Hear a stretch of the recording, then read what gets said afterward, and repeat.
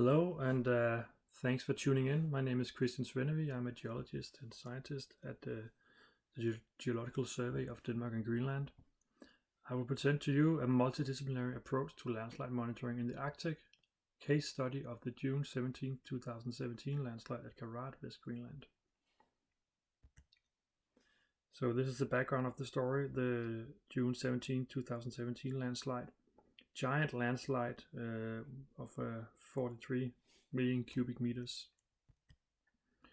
Happened here in central West Greenland on this coast, and the resulting tsunami inundated the village of Nuugaatsiaq. Was also observed in the village of Ilosuit and further south in the Uummannaq Bay area. So the tsunami caused 4 deaths and destroyed 11 buildings, and 170 locals from Ilosuit and Nuugaatsiaq are still relocated to this state. So we use a combination of various remotely sensed methods to understand what happened in this area up to the landslide. So for one, Sentinel-1 INSAR and remote mapping in RGB images, mainly Sentinel-2 images, and then seismology to give us the where and when of landslide events. So let's zoom in on the coast here, where the landslide in 2017 happened. So this is back in 2009 in August, where it's very coarse grained. This is a Landsat satellite image. And what you see here is that basically nothing has happened up to this point.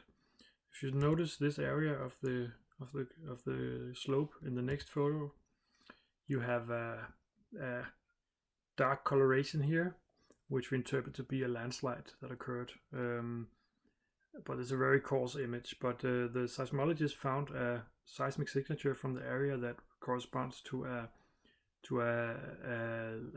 rock avalanche. And this is the same image in Sentinel-2, the same scene. So if you look between these two, you really clearly see how Sentinel-2 has revolutionized our work in this area here. This is the 2009 landslide. We go to the next scene. You see here that on March 1st, 2017, prior to that a landslide happened, but before March it's a dark season of the Arctic winter, where we don't get any optic images from this area due to winter darkness. But we do ever get Sentinel-1 INSAR coverage all the way through the winter. And in this week of November, we do see loss of coherence here, indicating that this is when the landslide happened.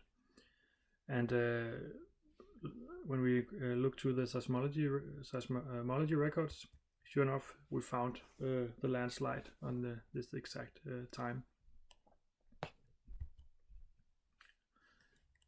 And then we have the landslide of 2017, the big one I just introduced in the start, where we have both eyewitness and seismic records of this one.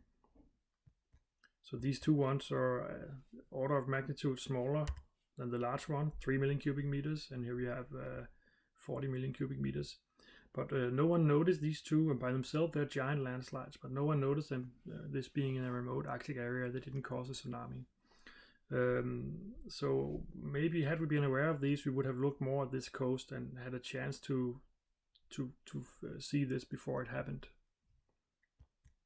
We also have areas of continuous activity here on the slope, which comes out clearly here in the INSAR Sentinel-1 image as loss of coherence here. These are areas that we are following. So we have several landslides and we have areas of continuous activity.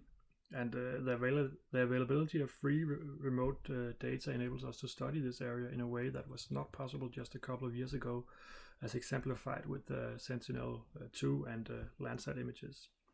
We have one paper out on this, on a small event, and then we have another paper in review about the whole evolution of the coast in these slopes.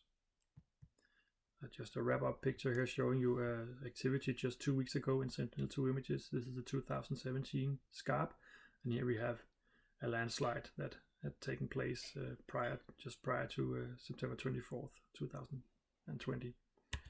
Thank you very much. Any questions or comments, please don't hesitate to contact me. Thank you.